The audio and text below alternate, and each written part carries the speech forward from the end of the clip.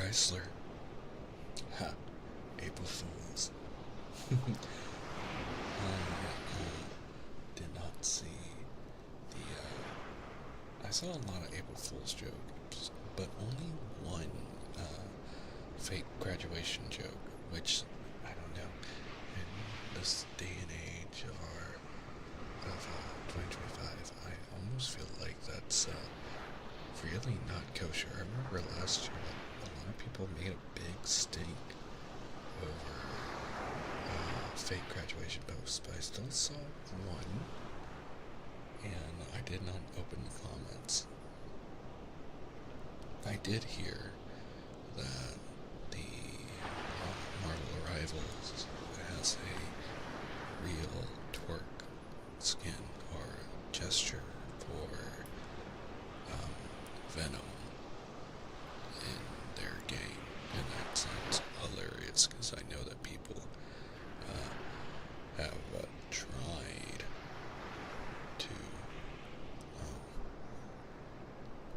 tried to like render our joke about making a mod for you people to do that in game. So that's really interesting. However, hello everyone. How are you? Fine, thank you. I wish I was a bird, but good evening. That's all my jokes. We're gonna dive right into reading our book for tonight, which we are continuing the reading of The Secret Garden. But first, I have a hydrate reading, which Alila, thank you so much for paying the shiny tax.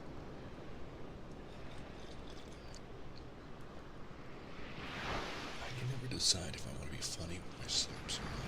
I go back and forth of wanting to do this seriously or be funny. But let's go ahead, because I am streaming to YouTube and I want people to watch this later. Let me go ahead and jump into the book. I heard I can edit the VOD on YouTube so that it better represents our what I'm going for. Screaming my lungs out. You know, I actually thought about just reading Sonic and Shadow fanfic, but at the same time, I don't know. I feel like the general dynamic is that people don't want April Fools. So I've resisted the urge. Hello, Quachi. Hi. Yeah, that or, what was that? Vampire, Twilight / Harry Potter book combo. My Great Immortal. I thought about reading that, but I decided no. We're gonna behave. We're gonna be good. We're gonna keep sticking to our book. It seems like a lot of people are really funnied out. So next year, yeah. Only the OGs now here will know that next year I will do a fanfic reading. Joke's on you, and roleplaying is your roleplaying is both Sonic and Shadow and chat all stream long. Oh god. Leave it to Sheepy. She'll take care of it. I welcome it. But yes, sorry for that, viewers over on YouTube. I know some people tune in and search distinctly for comfy videos, so I mean, I'm proud of myself for resisting doing an April Fool's joke this time, but I feel like next year will be a good time for some levity.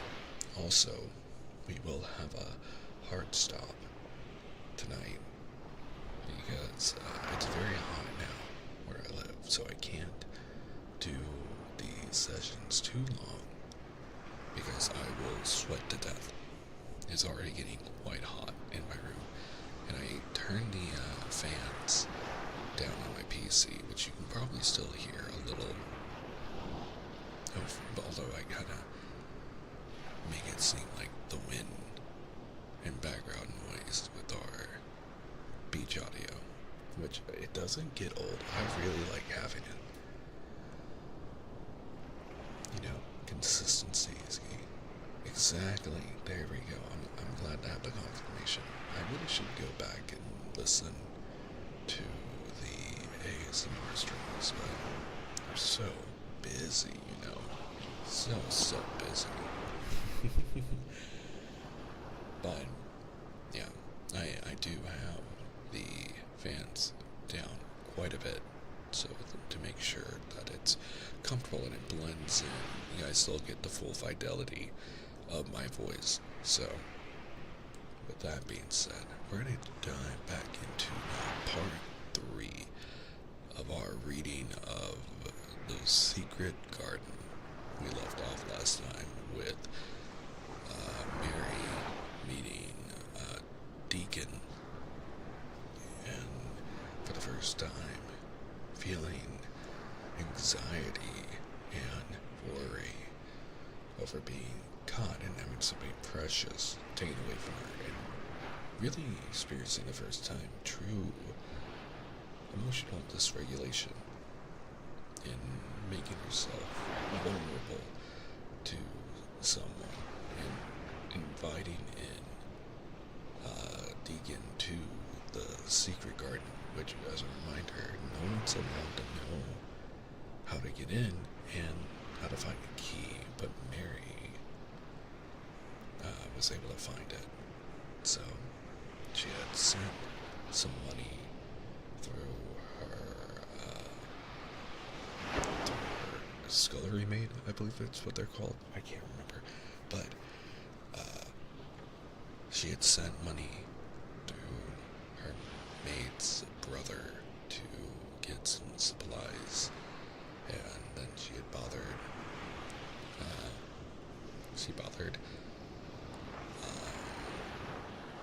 Ben for some help. And so now we are entering into the actual gardening of the secret garden, and where the story, I believe, if I remember correctly, really starts to pick up. No, it was a delay. I did double check. You should just refresh your page, and it should say the proper ASMR title. Because it's showing correctly on my end. Leela, if you can double check for me, I'd appreciate it. Although, one, thank you. I do appreciate that. In fact, just remeasure, I'll just... No, you're fine. I think I might have started the stream with the old title still loaded up. I don't know why it's doing that. It did that before. But it should be properly titled anyway. Continuing part 3 of The Secret Garden, starting with chapter 11, The Nest of the Missile Thrush. For 2 or 3 minutes he stood looking round him, while Mary watched him, and then he began to walk about softly, even more lightly than Mary had walked the first time she had found herself inside the 4 walls. His eyes seemed to be taking in everything, the gray trees, with the great creepers climbing over them and hanging from their branches, the tangle on the walls and among the grass, the evergreen alcoves with the stone seats and tall flowers urns standing in them. I never thought I'd see this place, he said at last, in a whisper. Did you know about it? Asked Mary. She had spoken aloud, and he made a sign to her. We must talk low, he said, or someone will hear us and wonder what's to do in here. Oh, I forgot, said Mary, feeling frightened and putting her hand quickly against her mouth. Did you know about the garden? She asked again, when she had recovered herself.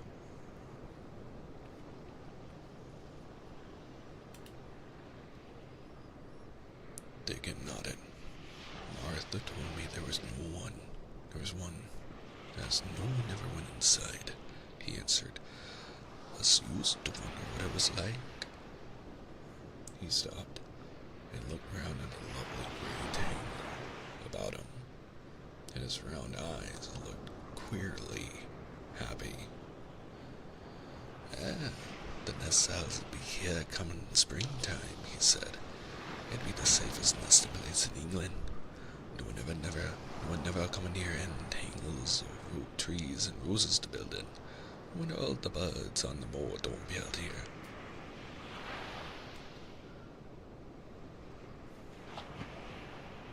Mistress Mary put her hand on his arm again without knowing it. Well, will there be roses? She whispered. Can you tell? I thought perhaps they were all dead. Yeah?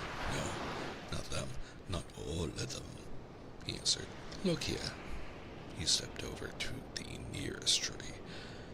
An old one with gray lichen all over its bark. But upholding a curtain of tangled sprays and branches, he took out a thick knife out of his pocket and opened up one of the blades. There's lots of dead wood as ought to be cut out, he said. And there's a lot of old wood, but I made some new last year. This here's a new bit. And he touched a shoot, which just looked brownish green instead of hard, dry gray. Mary touched it herself in an eager, reverent way. That one, she said. Is that one quite alive? Quite. Dickon curved his wide, smiling mouth. It's as wick as you will me, he said, and Mary remembered that Martha, her maid, and the sister of Dickon, had told her that wick meant alive, or lively. I'm glad it's wick, she cried out in her whisper. I want them all to be wick.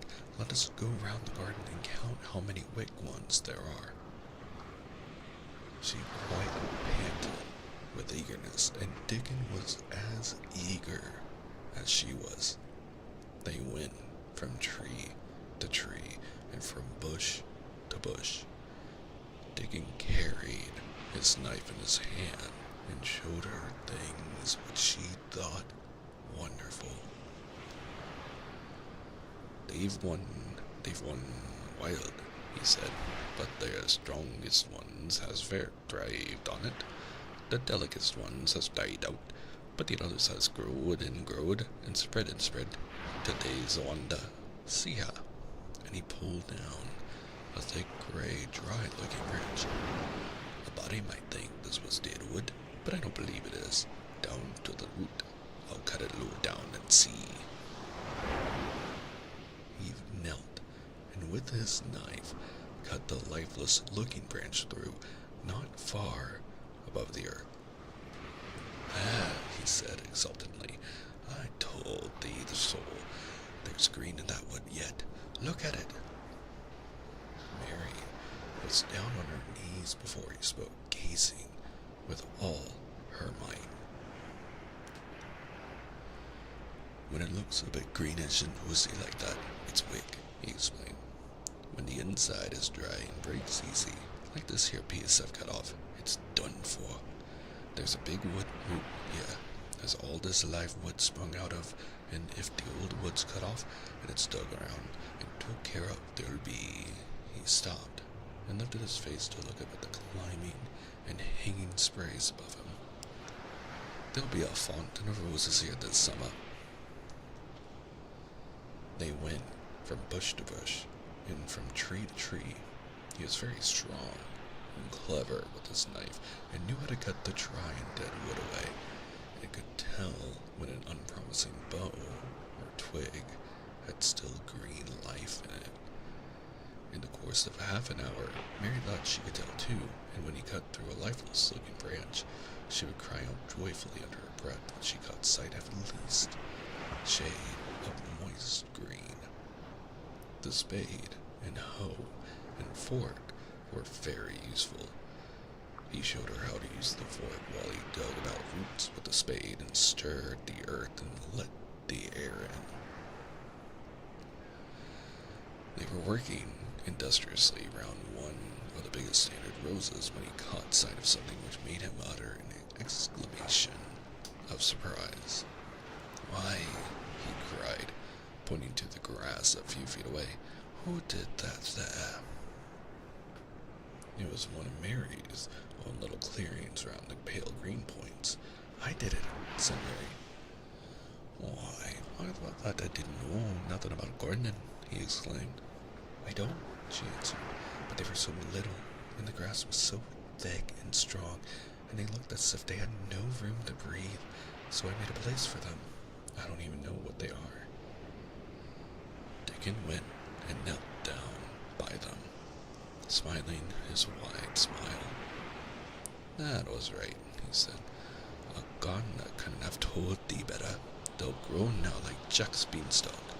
They're crocuses and snowdrops, and these here is narcissuses," turning to another patch, "and here's daffodillies, and they will be a sight."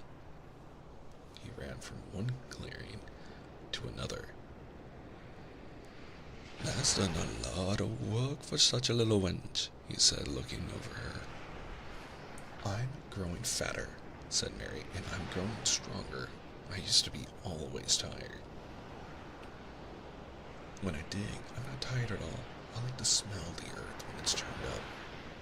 "It's rare good for thee," he said, nodding his head wisely. "There's naught as nice as the smell of good, clean earth, except the smell of fresh growing things when the rain falls on 'em.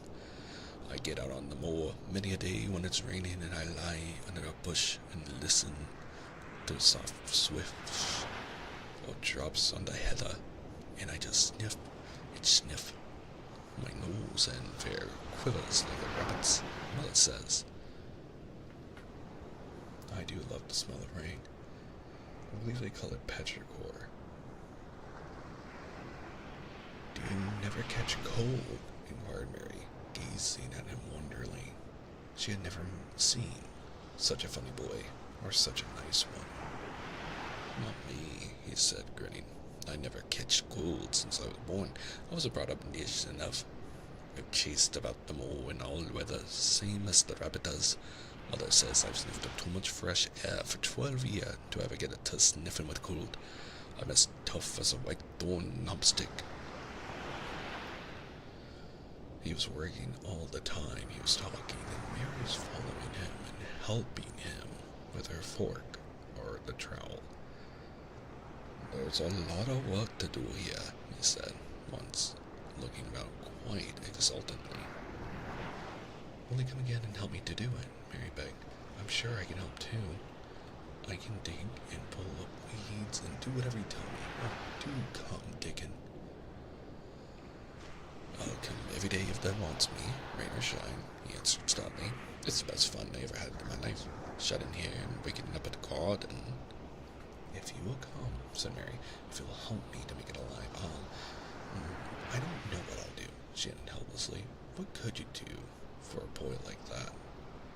"I'll tell thee what they'll do," said Deacon with his happy grin. "They'll get it fat, and they'll get as hungry as a young fox, and they'll learn how to talk to the robin same as I do. Hey, we'll have a lot of fun." Sounds like a very sweet friendship. He began to walk about, looking up in the trees and at the walls and bushes with a thoughtful expression. "I wouldn't want to make it look like a garden, this garden, all clipped and spick and span, would you?" he said. "It's nicer like this, with things running wild and swinging and catching hold of each other." "Don't let us make it tidy," said Mary anxiously. "It wouldn't seem like a secret garden if it was tidy."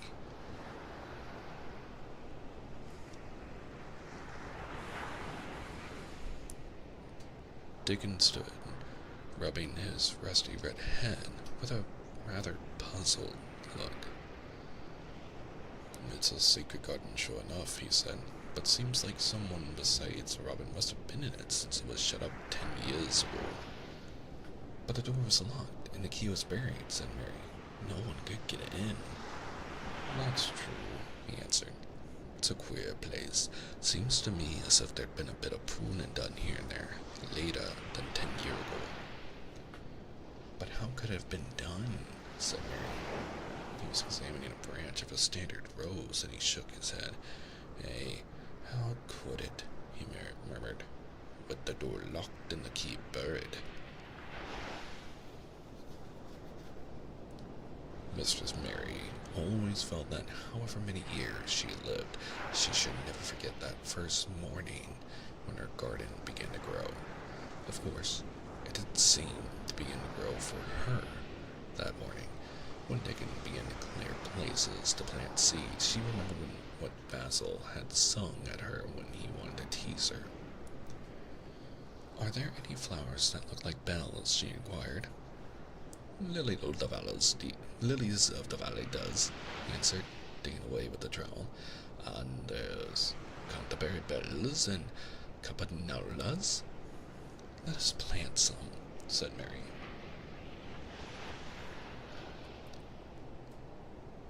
There's the lilies of the valley here already. I saw they'll have grown too close and we'll have to separate them, but there's plenty. The other ones takes 2 years to bloom from seed, but I bring some bits of plants from our cottage garden. What does I want them? Why does I want them?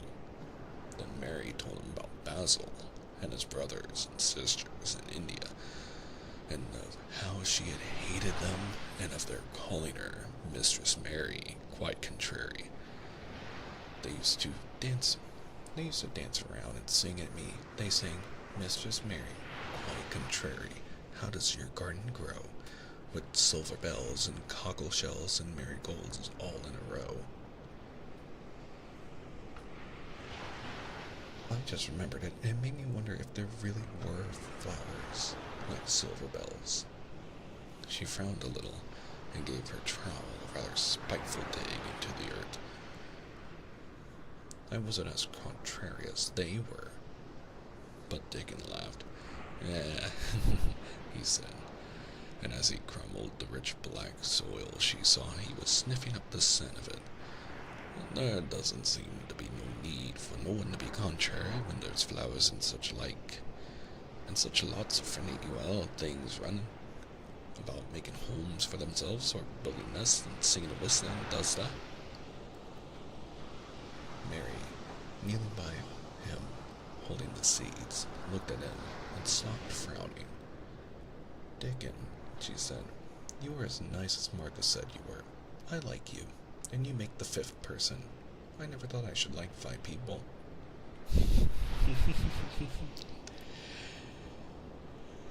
Dickon sat up on his heels as Martha did when she was pulsing the grate. He did look funny and delightful, Mary thought, with his round blue eyes and red cheeks and happy-looking turned-up nose. Only 5 for, less thy likes, he said. Who was the other 4? Your mother and Martha. Mary checked them off on her fingers, and the Robin and Ben Weatherstaff. Dickon laughed so that he was obliged to stifle the sound by putting his arm over his mouth. I know thou thinks I'm a queer lad, he said, but I think thou art the queerest little lass I ever saw. Then Mary did a strange thing. She leaned forward and asked him a question she had never dreamed of asking anyone before, and she tried to ask it in Yorkshire because that was his language, and in India a native was always pleased if he knew his speech. Does thou like me? She said. Yeah, he answered heartily. I does. I like these wonderful, and so does the Robin. I do believe. That's 2 then, said Mary. That's 2 for me. And then they began to work harder than ever, and more joyously. Mary was startled and sorry when she heard the big clock in the courtyard strike the hour for midday dinner. "I shall have to go," she said roughly, "and you will have to go too, won't you?" Dickon grinned. "My dinner's easy to carry about with me," he said. "Mother always lets me put a bit of something in my pocket." He picked up his coat. He picked up his coat from the grass and brought out of a pocket a lumpy little bundle tied up in a quiet, clean, coarse blue and white handkerchief. It held 2 thick pieces of bread with a slice of something laid between them. "It's often as not but bread," he said, "but I've got a fine slice of fat bacon with it today." Mary thought it looked a queer dinner, but he seemed ready to enjoy it. "Run on and get thy victuals," he said. "I'll be done with mine first. I'll get some more work done before I start back home." He sat down with his back against a tree. "I'll call the robin up," he said, "and give him the rind of the bacon to peck at. He likes a bit of fat wonderful." Mary could scarcely bear to leave him. Suddenly, it seemed as if he might be a sort of wood fairy who might be gone when she came into the garden again. He seemed too good to be true. She went slowly halfway to the door in the wall, and then she stopped and went back. "Whatever happens, you never would tell," she said. His poppy-colored cheeks were distended with his first big bite of bread and bacon, but he managed to smile encouragingly. "If thy was a missile thrust and showed me where thy nest was, dost thou think I'd tell anyone? Not me," he said. "Thou art as safe as a missile thrust." And she was quite sure she was.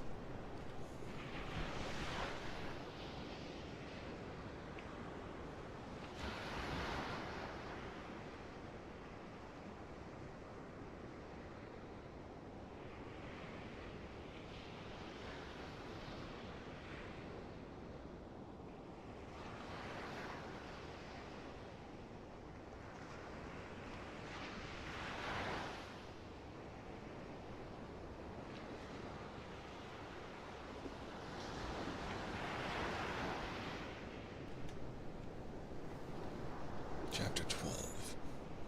Might have a bit of Mary ran so fast that she was rather out of breath when she reached her room. Her hair was ruffled on her forehead, and her cheeks were bright pink. Her dinner was waiting on the table, and Martha was waiting near it. "It's a bit late," she said. "Where's the bin?" "I've seen Dickon," said Mary. "I've seen Dickon. Or is it Dickon? I can never tell." "Oh, I know he come," said Martha exultantly. "How does that like him?" I think he's beautiful," said Mary in a determined voice. Martha looked rather taken aback, but she looked pleased too. "Well," she said, "he's the best lad as ever was born, but as never thought he was handsome. His nose turns up too much." "I like it turned up," said Mary. "And his eyes are so round," said Martha, a trifle doubtful, though they're a nice color. "I like them round," said Mary, "and they are exactly the color of the sky over the moor." Martha beamed with satisfaction. "Mother says he made him that color with always looking up at the birds and the clouds. But he has got a big mouth, hasn't he now?" "I love his big mouth," said Mary obstinately. "I wish mine were just like it." Martha chuckled delightfully. "It looked rare and funny in thy bit of face," she said, "but I knew it would be that way when I saw him. How did you like the seeds and the garden tools?" "How did you know he brought them?" asked Mary. "Yeah, I never thought of him not bringing them. He'd be sure to bring them if they was in Yorkshire. He's such a trusty lad." Mary was afraid that she might begin to ask difficult questions, but she did not. She was very much interested in the seeds and the gardening tools, and there was only one moment when Mary was frightened. This was when she began to ask where the flowers were to be planted. Who did you ask about it? She inquired. I haven't asked anybody yet, said Mary, hesitating. Well, I wouldn't ask the head gardener. He's too grand. Mr. Roach's. I've never seen him, said Mary. I've only seen under gardeners and Ben Weatherstaff. If I was you, I'd ask Ben Weatherstaff, advised Martha. He's not half as bad as he looks, for all he's so crabbed. Mr. Craven lets him do what he likes because he was here when Mrs. Craven was alive, and he used to make her laugh. She liked him. Perhaps he'd find you a corner somewhere out of the way. If it was out of the way and no one wanted it, no one could mind my having it, could they? Mary said anxiously. There would be no reason, answered Martha. You wouldn't do no harm. Mary ate her dinner as quickly as she could, and when she rose from the table, she was going to run to her room to put on her hat again, but Martha stopped her. I've got something to tell you, she said. I thought I'd let you eat your dinner first. Mr. Craven came back this morning. I think he wants to see you. Mary turned, quite pale. Oh? She said. Why? He didn't want to see me when I came. I heard Pitcher say he didn't. Well, explained Martha, Mrs. Medlock says it's because of Mother. She was walking to Dwight Village and she met him. She never spoke to him before, but Mrs. Craven had been to our cottage 2 or 3 times. He'd forgot. But Mother hadn't, and she made bold to stop him. I don't know what she said to him about you, but she said something as put him in the mind to see you before he goes away again tomorrow. Oh, cried Mary. Is he going away tomorrow? I'm so glad. He's going for a long time. He may come back till autumn or winter. He's going to travel in foreign places. He's always doing it. Oh, I'm so glad, said Mary thankfully. If he did not come back until winter, or even autumn, there would be time to watch the secret garden come alive. Even if he found out then and took away from her, she would have had that much, at least. When do you think you'll want to see it? Oh, wait, hold on, sorry. When do you think you'll want to see it? She did not finish the sentence because the door opened and Mrs. Medlock walked in. She had on her best black dress and cap, and her collar was fastened with a large brooch with a picture of a man's face on it. It was a colored photograph of Mr. Medlock, who had died years ago. Now isn't that love? And she always wore it when she dressed up. She looked nervous and excited. Your hair is rough, she said quickly. Go and brush it. Martha, help her slip on her best dress. Mr. Craven sent me to bring her to him in his study. All the pink left Mary's cheeks. Her heart began to thump, and she felt herself changing into a stiff, plain, silent child again. She did not even answer Mrs. Medlock, but turned and walked into her bedroom, followed by Martha. She said nothing while her dress was changed and her hair brushed, and after she was quite tidy, she followed Mrs. Medlock down the corridors in silence. What was there for her to say? She was obliged to go and see Mr. Craven, and he would not like her, and she would not like him. She knew what he would think of her. She was taken to a part of the house she had not been into before.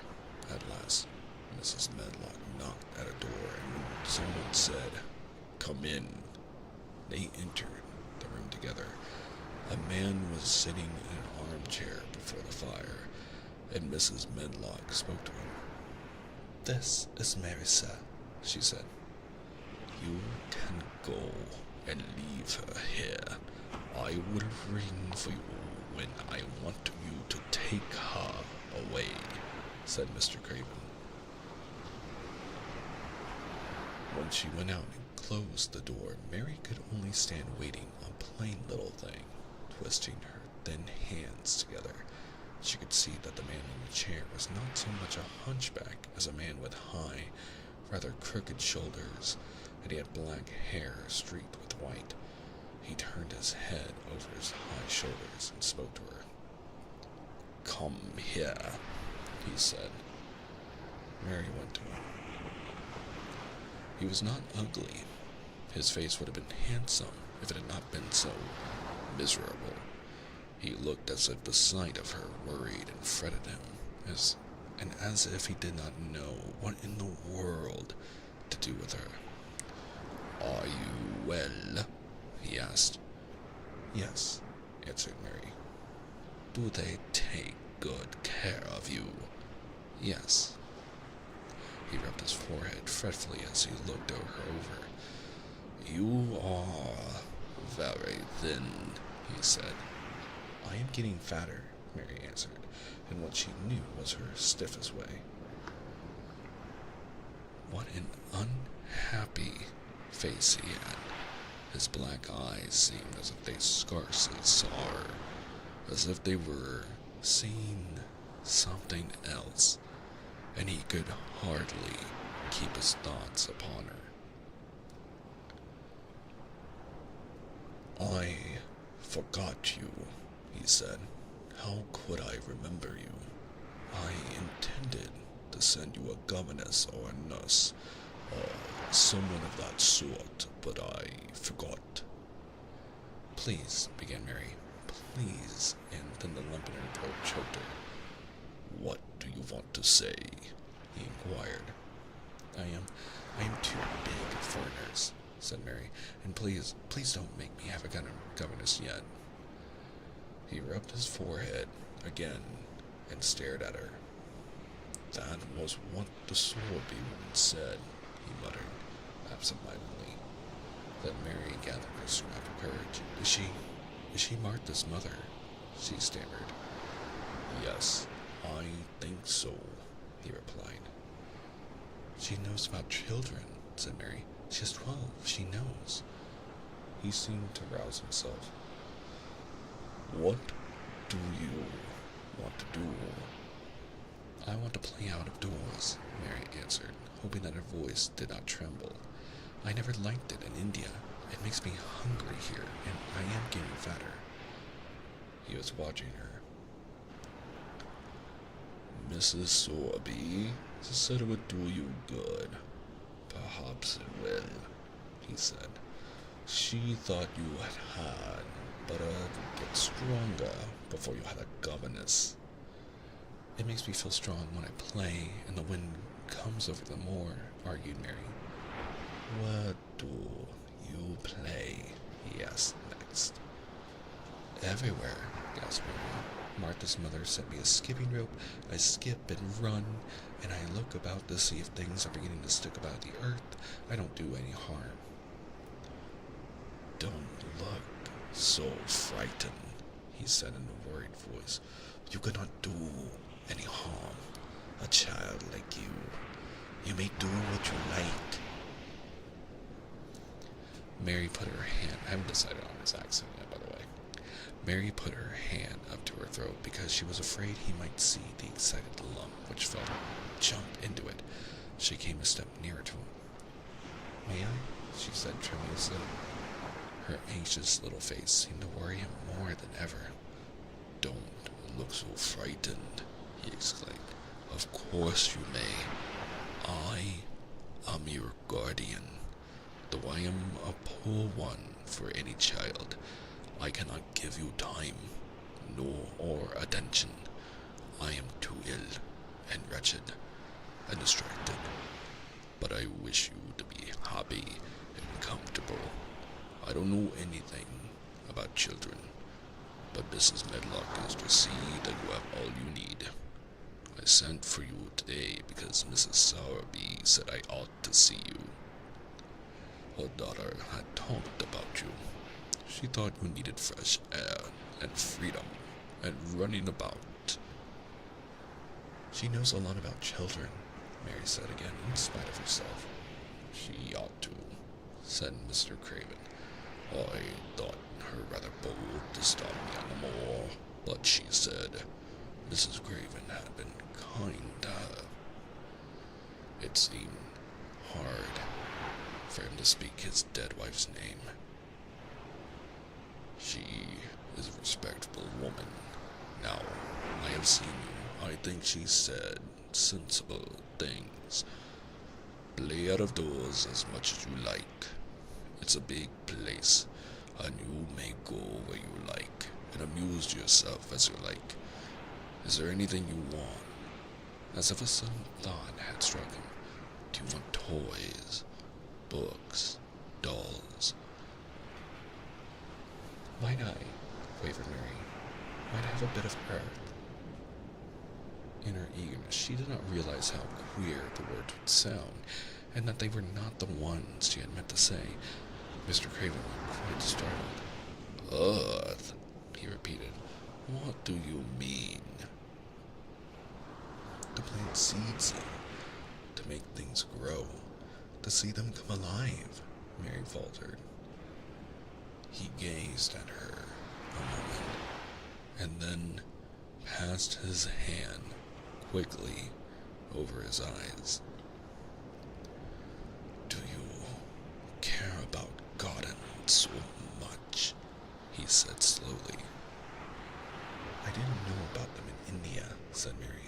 I was always ill and tired, and it was too hot.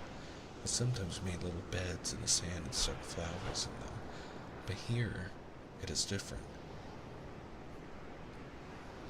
Mr. Craven got up and began to walk slowly across the room. A bit of earth, he said to himself, and Mary thought that somehow she must have reminded him of something. When he stopped and spoke to her, his dark eyes looked almost soft and kind.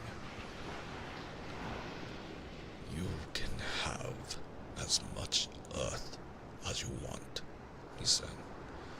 You remind me of someone else who loved the earth and things that grow. When you see a bit of earth you want, with something like a smile, take it, child. Make it come alive. May I take it from anywhere, if it's not wanted? Anywhere, he answered. There. You must go now. I am tired. He touched the bell to call Mrs. Medlock. Goodbye. I shall be away all summer. Mrs. Medlock came so quickly that Mary thought she must have been waiting in the corridor. Mrs. Medlock, Mr. Craven said to her. Now, I have seen the child. I understand that what Miss Thorpe meant. She must be less delicate before she begins the lessons. Give her simple, healthy food. Let her run wild in the garden. Don't look after her too much. She needs liberty and fresh air and walking about. Mrs. Sowerby is to come and see her now and then, and she may sometimes go to the cottage. Mrs. Medlock looked pleased. She was relieved to hear that she need not look after Mary too much. She had felt her a tiresome charge, and had indeed seen as little of her as she dared. In addition to this, she was fond of Martha's mother. Thank you, sir, she said. Susan Sowerby and me went to school together, and she's as sensible and good-hearted a woman as you'd find in a day's work. I never had any children myself, and she's had 12, and there never was healthier or better ones. Miss Mary can get no harm from them. I'd always take Susan Sowerby's advice about children myself. She's what you might call healthy-minded, if you understand me. I understand, Mr. Craven answered. Take Miss Mary away now, and send Pitcher to me. When Mrs. Medlock left her at the end of her own corridor, Mary flew back to her room. She found Martha waiting there. Martha had, in fact, hurried back after she had removed the dinner service. I can have my garden, cried Mary. I may have it where I like. I am not going to have a governess for a long time.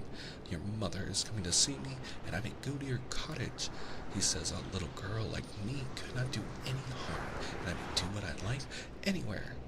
Yeah, said Martha delightfully. That was nice of him, wasn't it? Martha, said Mary solemnly, he is really a nice man. Only his face is so miserable, and his forehead is all drawn together. She ran as quickly as she could to the garden. She had been away so much longer than she had thought she should, and she knew Dickon wouldn't have to set out early on his 5-mile walk. When she slipped through the door under the ivy, she saw he was not working where she had left him. The gardening tools were laid together under a tree. She ran to them, looking all around the place, but there was no Dickon to be seen. He had gone away, and the secret garden was empty, except for the robin, who had just flown across the wall and sat on a standard rose bush, watching her. He's gone, she said woefully. No, was he only a wood fairy?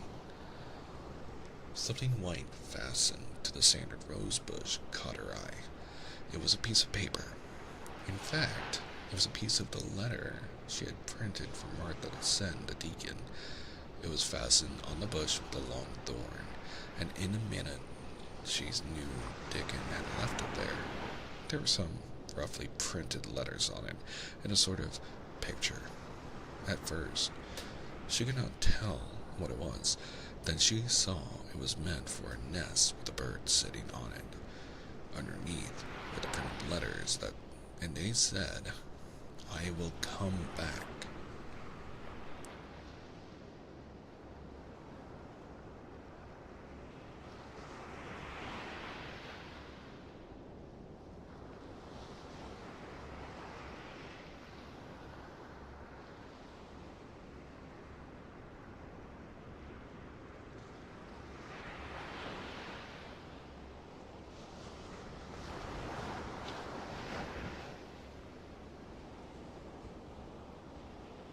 One second, I'm just gonna check the website since the picture has been bored.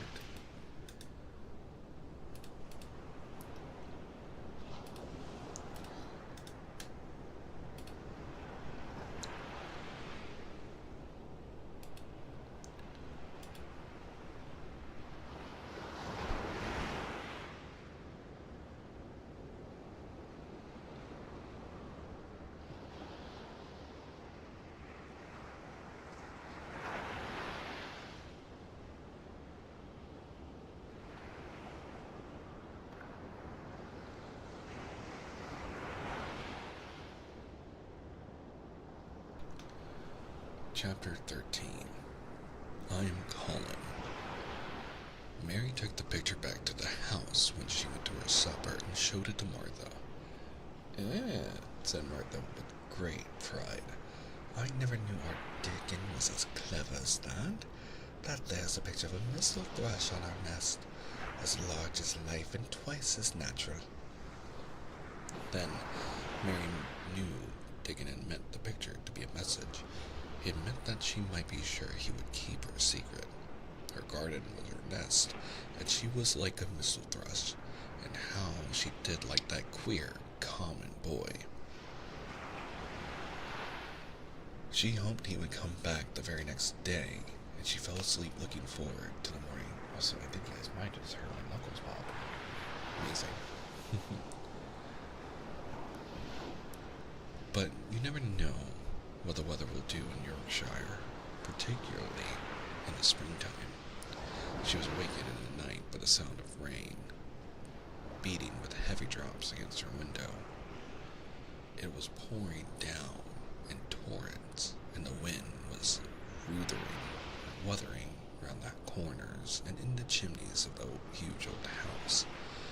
Mary sat up in bed and felt miserable and angry.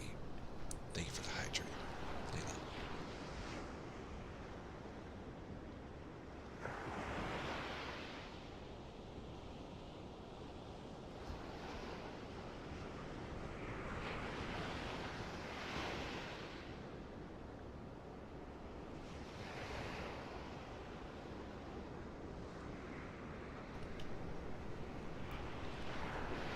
rain is as contrary as I ever was, she said. It came back. It came because it knew I did not want it. She threw herself back on her pillow and buried her face. She did not cry, but she lay and hated the sound of the heavily beating rain. She hated the wind and its wuthering. She could not go to sleep again. The mournful sound kept her awake because she felt mournful herself. If she had felt happy, it would probably have lulled her to sleep. How it wuthered, and how the big raindrops poured down and beat against the plane. Against the pane. It sounds just like a person lost in the moor and wandering on and on crying, she said.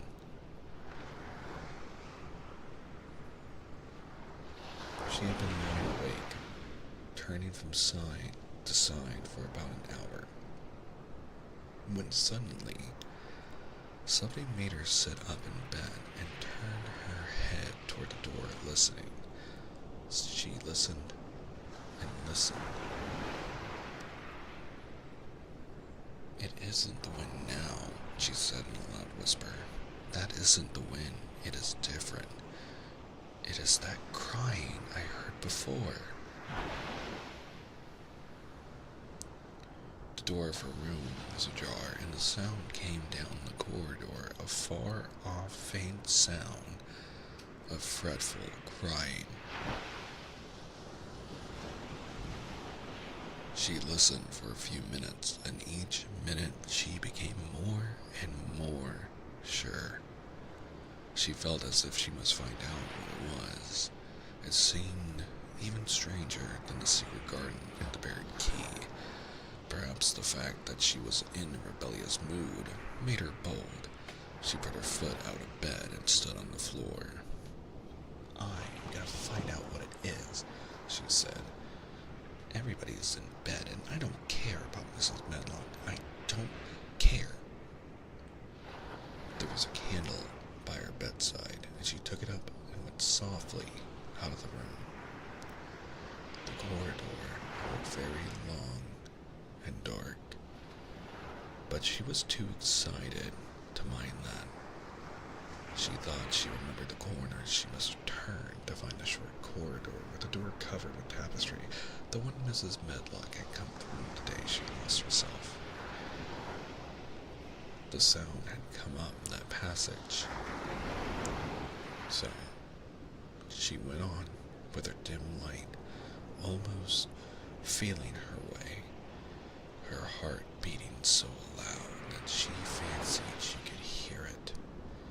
The far-off faint crying went on and led her.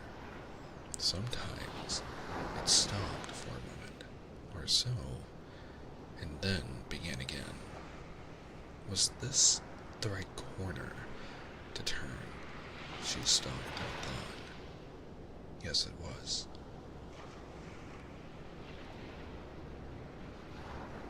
Down this passage, and then to the left, and then up two broad steps, and then to the right again.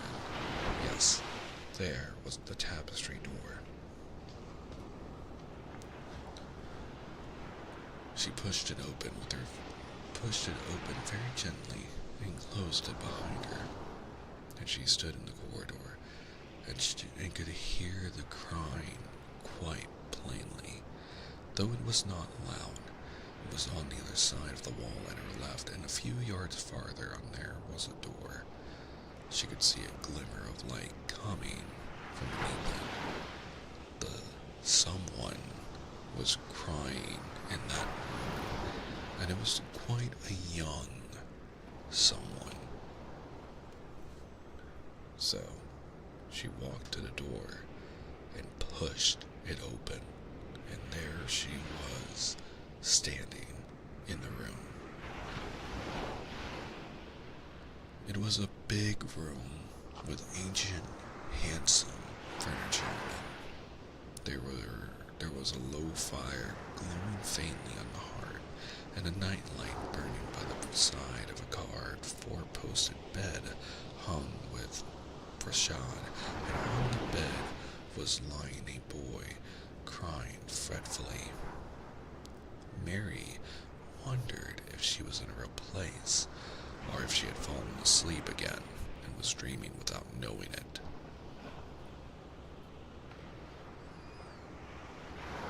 The boy had a sharp, delicate face, the color of ivory. He seemed to have eyes too big for it.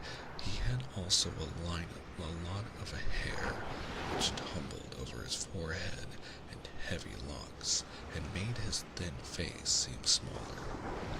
He looked like a boy who had been ill, but he was crying more as if he were tired and cross than as if he were in pain.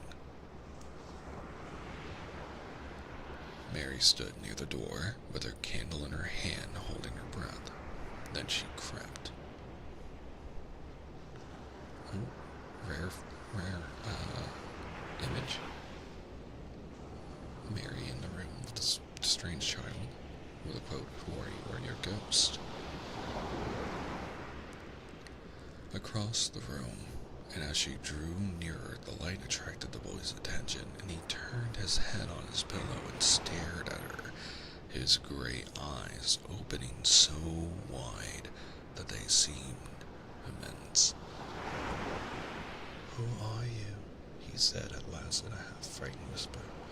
"Are you a ghost?" "No, I am not," Mary answered, in her own whisper sounding half-frightened. "Are you one?"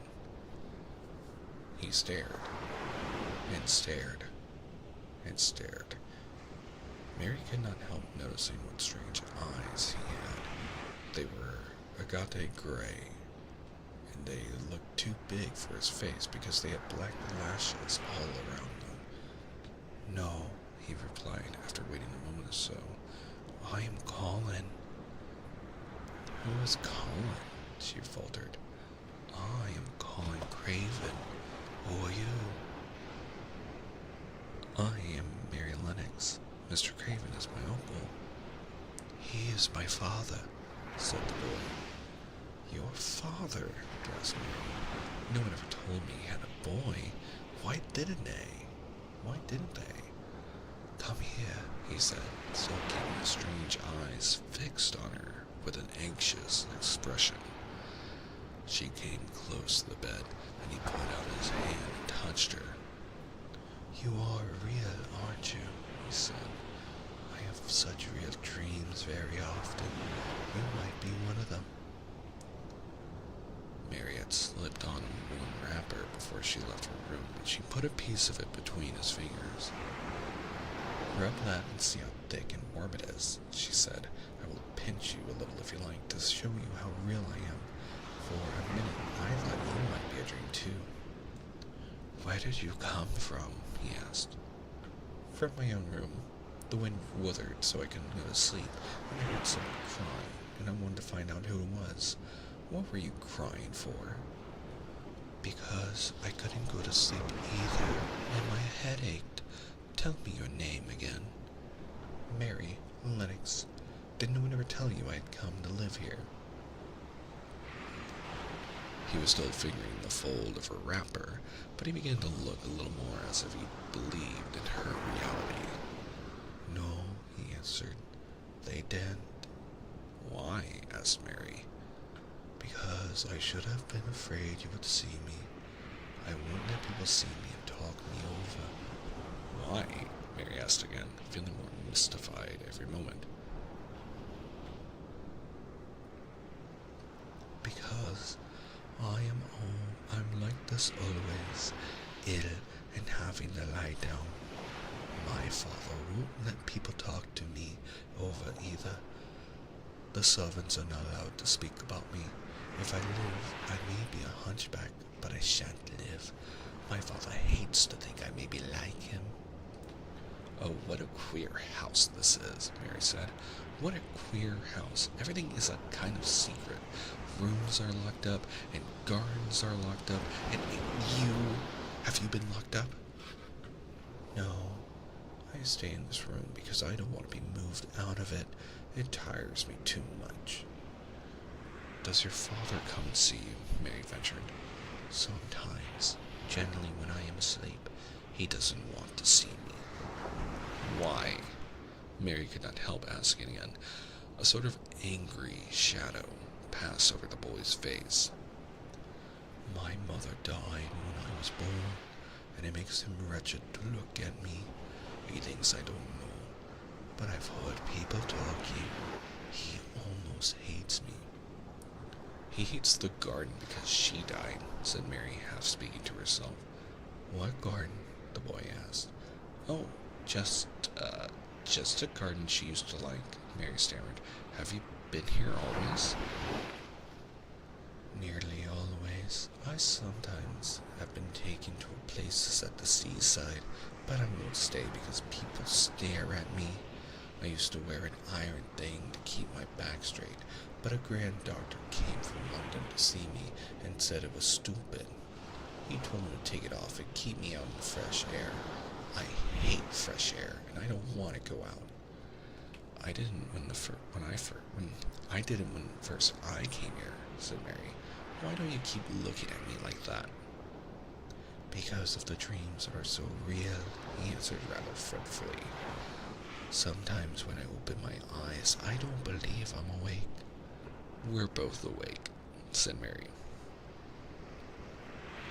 She glanced around the room with its high ceiling and shadowy corners and dim firelight. It looks quite like a dream, and it's the middle of the night, and everybody in the house is asleep. Everybody but us, we are wide awake. I don't want it to be a dream, the boy said restlessly. Mary thought of something all at once. If you don't like people to see you, she began, do you want me to go away? He still held the fold of her wrapper, and he gave it a little pull. No, he said. I should be sure you were a dream if you went. If you're real, sit down on that big footstool and talk. I want to hear about you. Mary put down her candle on the table near the bed and sat down on the cushioned stool. She did not want to go away at all. She wanted to stay in the mysterious hidden away room and talk to the mysterious boy.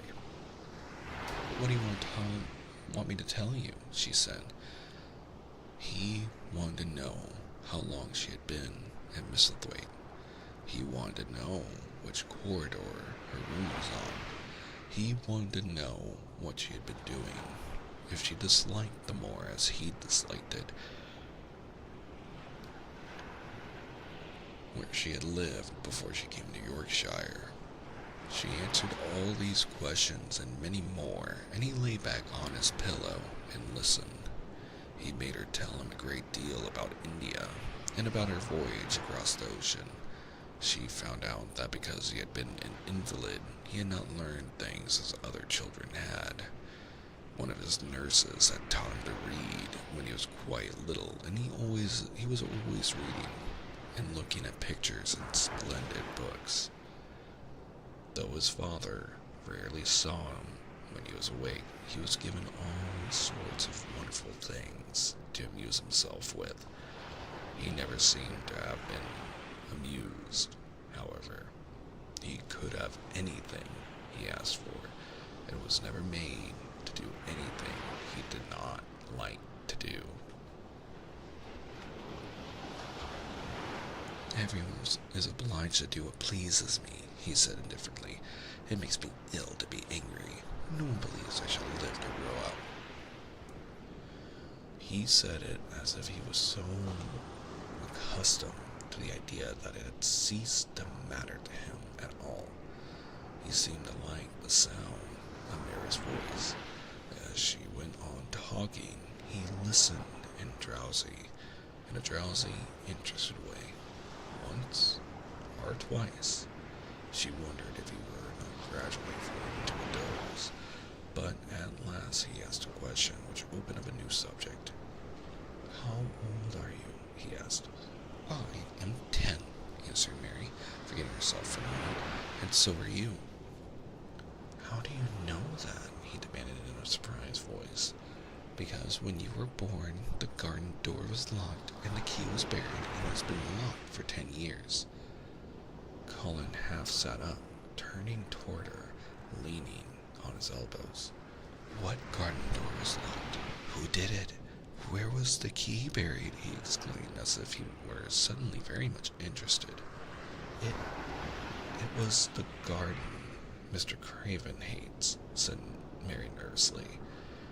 He locked the door. No one knew where he buried the key. What sort of garden is it? Colin persisted eagerly. No one has been allowed to go in there for 10 years, was Mary's careful answer. But it was too late to be careful. He was too much like herself. He too had had nothing to think about, and the idea of a hidden garden attracted him as it had attracted her. He asked question after question. Where was it? Had she never looked for the door? Had she never asked the gardeners? They won't talk about it, said Mary. I think they've been told not to answer questions. I would make them, said Colin. Could you? Mary faltered, beginning to feel frightened. If you could make people answer questions, who knew what might happen? Everyone is obliged to please me. I told you that, he said. If I were to live, this place would sometime belong to me. They all know that. I would make them tell me.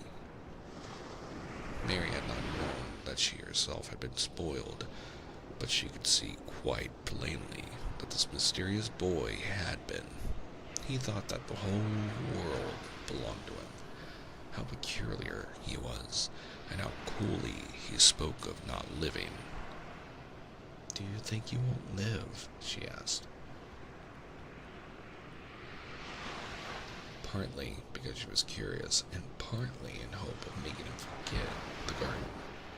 I don't suppose I shall, he answered as indifferently as he had spoken before. Ever since I remember anything, I have heard people say I shan't. At first, they thought I was too little to understand, and now they think I don't hear. But I do. My doctor is my father's cousin. He is quite poor, and if I die, he will have all Pt.3 when my father is dead. I should think he wouldn't want me to live. Do you want to live? Inquired Mary. No, he answered in a cross, tired fashion.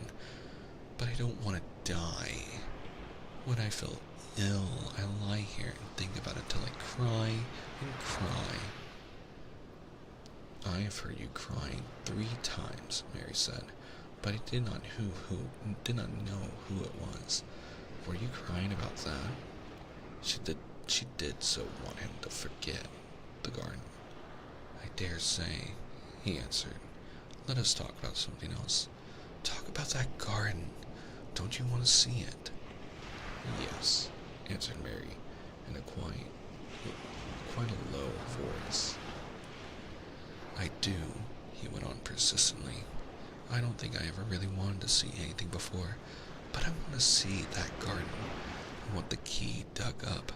I want the door unlocked. I would let them take me there in my chair. That would be fresh air. I'm going to make them open the door. He had become quite excited, and his strange eyes began to shine like stars, and looked more immense than ever. They have to please me, he said.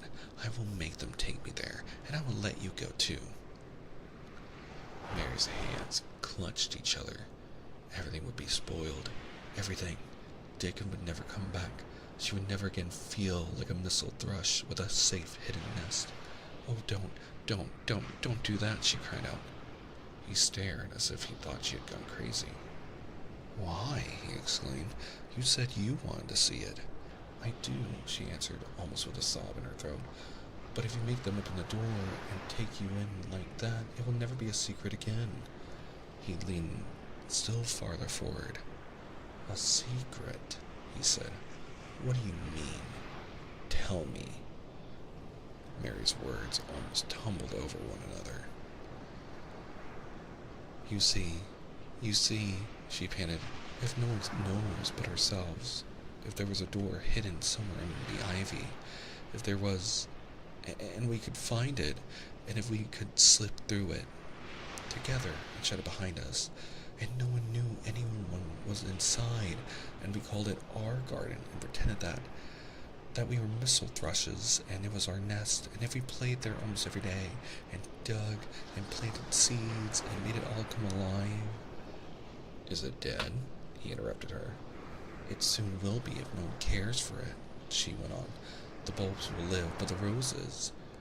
He stopped her again, as excited as she was herself.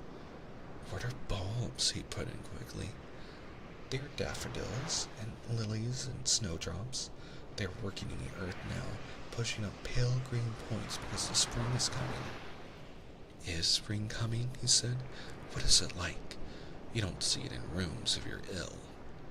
It is the sun shining on the rain, and the rain falling on the sunshine, and things pushing up and working under the earth, said Mary.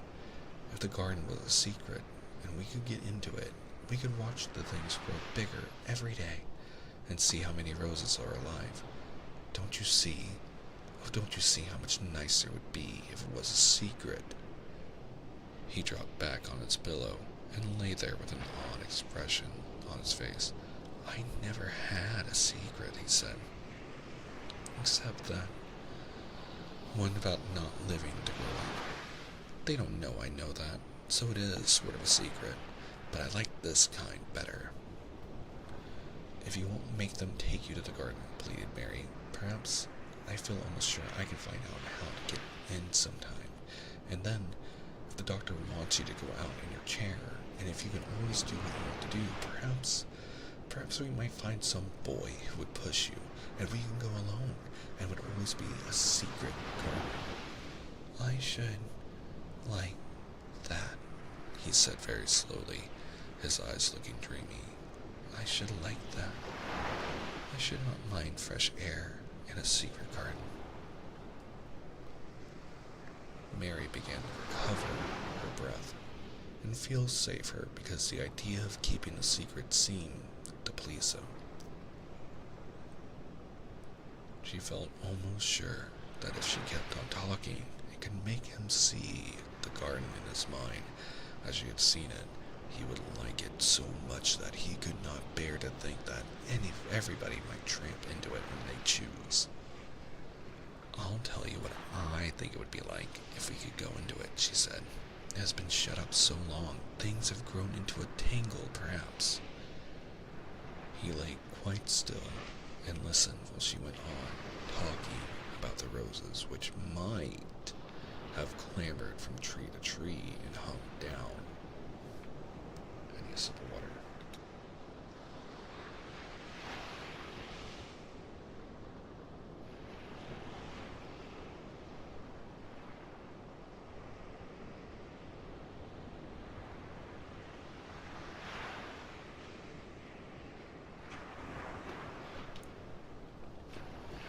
The many birds which might have built their nests there because it was so safe.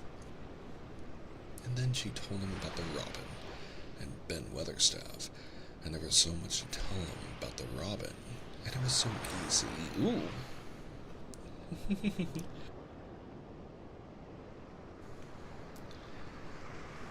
Manny McManington, hello. Welcome to stream. It's nice to... It's time to drink water. It is time to drink water. I was drinking water. Hello. Let me give you a shout out. What were you up to tonight? Let me give you a shout out right now. It's nice to meet you. For everyone who was wondering who I am Kris Nekomata, your local two-tailed catboy, here to bring you all extra love, luck, and joy to your everyday life. Oh, that's not how it's mine. Please ignore my click-clacking, because we are in the middle of some bedtime ASMR. We are currently reading A Secret Garden, and we are actually on the 13th chapter. Do I like Blue Archive? I've heard of it. Whoop, that's not what I wanted. Whoops. Everyone, ignore that. I don't know why I tapped that. It's hard to multitask. I actually I've heard of the Blue Archive, but I've never watched it, or played it, I guess. I've seen a lot of art on Twitter, though. You're also doing ASMR? So cool. What kind of ASMR are you doing? You drink? I will definitely take a sip of water myself. Isn't Blue Archive like a gacha game? Actually, was just pausing to take a water break, so this is perfect. But, Manny, hopefully I didn't miss your message. But if you need to do some after stream TLC, please feel free to do so. I know that ASMR can be a little taxing, and I do appreciate you all hanging out. Grim, hello. Filthy Cultist, hello. Miracle, hi. It's nice to meet all of you. Well, we're actually hanging out for a good little bit longer, so you guys are in for a treat. Just to give you a quick rundown. I stream Monday, Wednesday, and Fridays, a variety of games. Currently we are playing through Legend of Zelda, the mission cap on our game days, and I do those at 10 a.m. although I'm taking tomorrow off. And then on Tuesdays and Thursdays I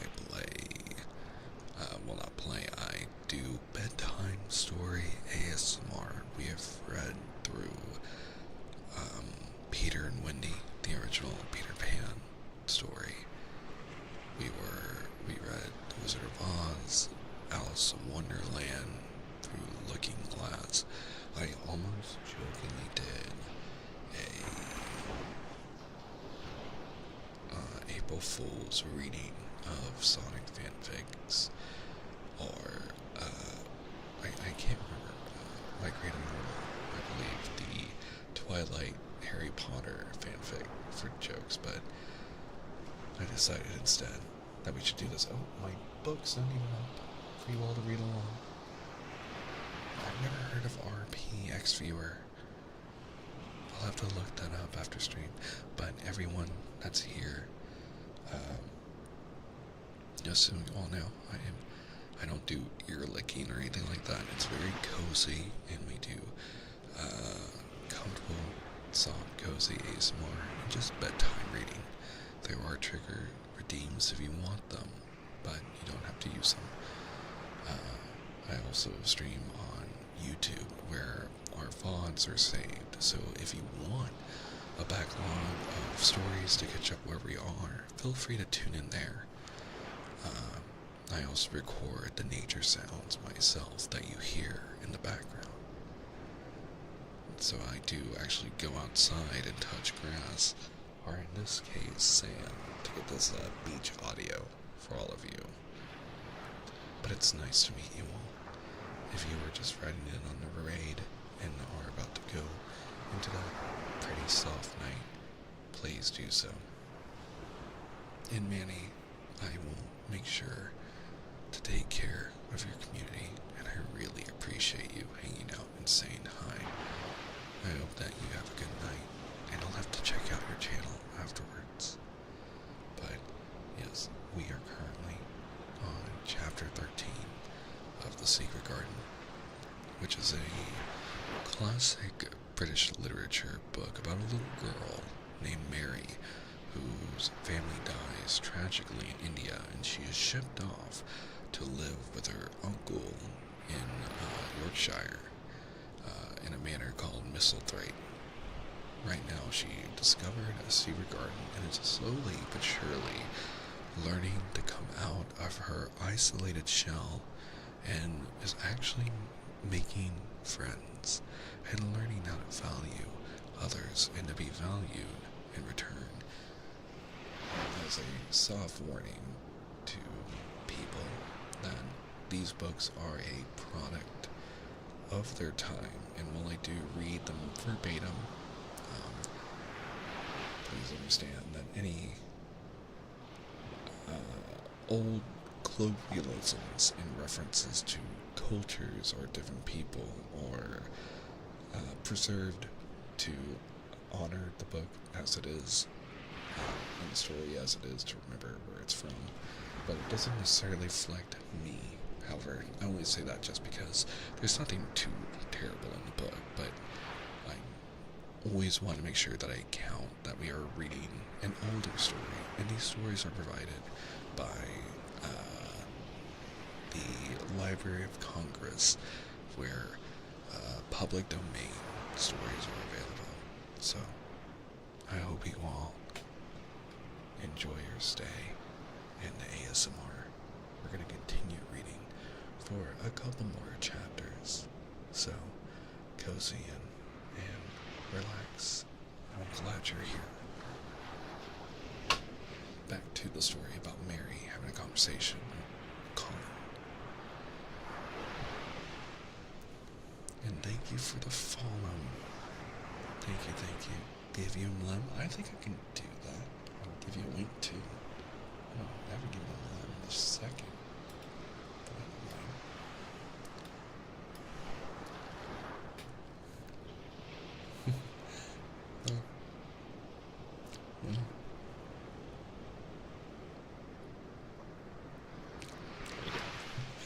Oh, is that a way to get me to give you guys ear or licking sounds? That's cheating.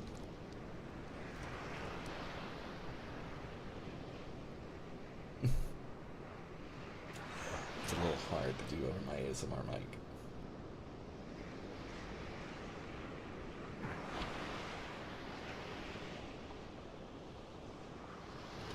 Thank you for redeeming me. I appreciate it. Alright, we're going to continue back to our reading now.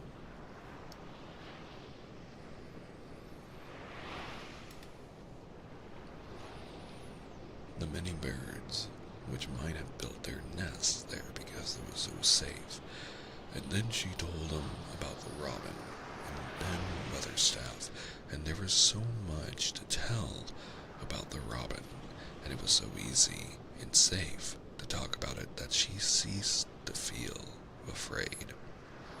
The robin pleased him so much that he smiled until he looked almost beautiful, and at first Mary had thought that he was even plainer than herself, with his big eyes and heavy locks of hair. I did not know birds could be like that, he said. But if you stay in a room, you never see things.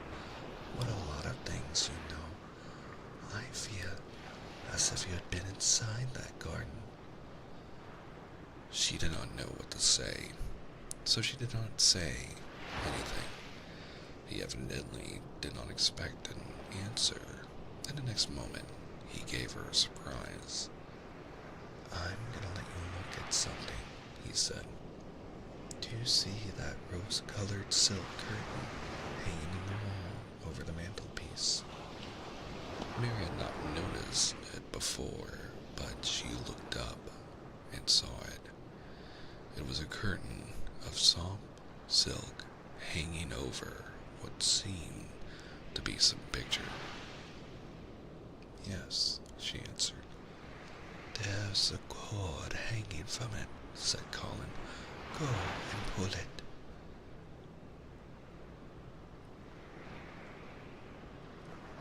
Mary got up, much mystified, and found the cord.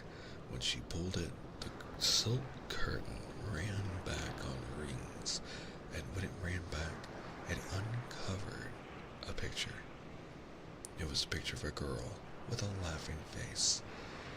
She had bright hair, tied up with a blue ribbon, and her gay, lovely eyes were exactly like Colin's unhappy ones, a god gray, and looking twice as big as they really were because of the black lashes all around them. She is my mother, said Colin conveniently. I don't see why she died. Sometimes I hate her for doing it. How queer, said Mary. If she had lived, I believe I should not have been ill always, he grumbled. I dare say I should have lived too, and my father would not have hated to look at me. I dare say I should have had a strong back. Draw the curtain again. Mary did as she was told, and returned to a footstool. She is much prettier than you, rude Mary, she said, but her eyes are just like yours. At least, they are the same shape and color. Why is the curtain drawn over her? He moved his head. He moved uncomfortably. I made him do it, he said. Sometimes I don't like to see her looking at me. She smiles too much when I am ill and miserable. Besides, she is mine, and I don't want everyone to see her. There were a few moments of silence, and then Mary spoke. What would Mrs. Medlock do if she found out that I'd been here? She inquired. She would do as I told her to, he answered, and I should tell her that I wanted you to come here and talk to me every day. I'm glad you came. So am I, said Mary. I will come as often as I can, but, she hesitated, I shall have to look every day for the garden door. Yes, you must, said Colin, and you can tell me about it afterwards. He lay thinking a few minutes, as he had done before, and then he spoke again. I think you shall be a secret too, he said. I will not tell them until they find out. I can always send a nurse out of the room and say that I want to be by myself. Do you know Martha? Yes, I know her very well, said Mary. She waits on me. He nodded his head toward the outer corridor. She is the one who is asleep in the other room. The nurse went away yesterday to stay all night with her sister, and she always makes Martha attend to me when she wants to go out. Martha shall tell you when to come here. Then Mary understood Martha's troubled look when she had asked questions about the crying. Martha knew about you all the time, she said. Yes, she often attends to me. The nurse likes to get away from me, and then Martha comes. I've been here a long time, said Mary. Shall I go away now? Your eyes look sleepy. I wish I could go to sleep before you leave me, he said rather shyly. Shut your eyes, said Mary, drawing her footstool closer, and I will do what my eye used to do. Indeed, I will pat your hand and stroke it and sing something quite low. I should like that, perhaps, he said drowsily. Somehow, she was sorry for him and did not want him to lie awake. So, she leaned against the bed and began to stroke and pat his hand and sing a very low little chanting song in Hindustani. That is nice, he said, more drowsily still, and she went on chanting and stroking. But when she looked at him again, his black lashes were like clothes against his cheeks, for his eyes were shut, and he was fast asleep. So, she got up softly, took her candle, and crept away without making a sound.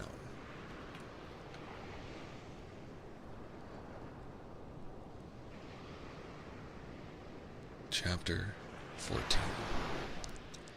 The moor was hidden in mist. When the morning came and the rain had not stopped pouring down, there could be no going out of doors. Martha was so busy that Mary had no opportunity of talking to her.